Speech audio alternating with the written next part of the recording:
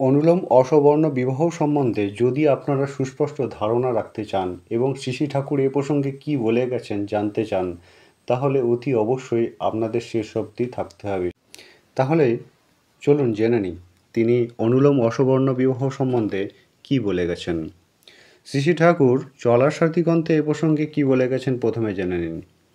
তিনি সেখানে বলছেন, কোন কুক্ষণে কেমন করিয়া অনুলোম অসবর্ণ বিবাহ ও আদর্শ শিক্ষা পীড়িত ও বিধ্বস্ত হইয়াছিল, আর তখন থেকেই জাতি সমাজ ও দেশ অধঃপাতের দিকে অবাধ বেগে ছুটিয়াছে। ফিরিয়া দাঁড়াও, এখনও দিন পাইতে পারো।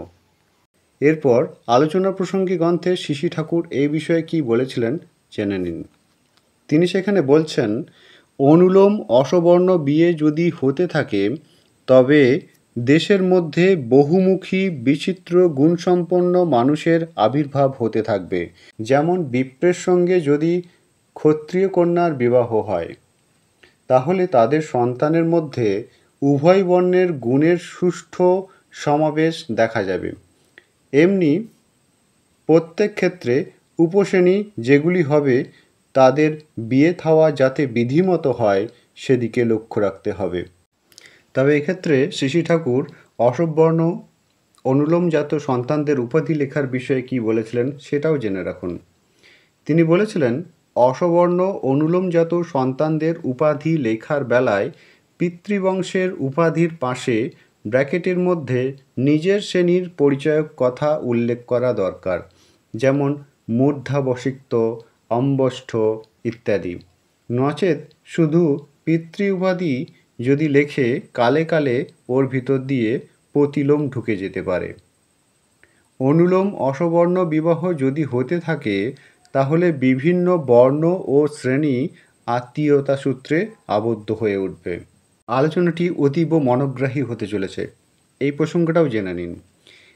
এই অনুলোম অসবর্ণ বিবাহের সুফল সম্বন্ধে শ্রী ঠাকুর যখন এক এক করে বলে যাচ্ছেন, যেমন শ্রী ঠাকুর শেষ অংশে বলেছেন, অনুলোম অসবর্ণ বিবাহ যদি হতে থাকে তাহলে বিভিন্ন বর্ণ ও শ্রেণী আত্মীয়তা সূত্রে আবদ্ধ হয়ে উঠবে। তখন একটি দাদা তাকে প্রশ্ন রেখেছিলেন যে প্রতিলোমেও তো এটা হতে পারে।